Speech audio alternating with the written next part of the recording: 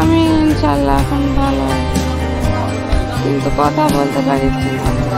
আমার খুব গর্ব লাগছে, খুব ভালো লাগছে।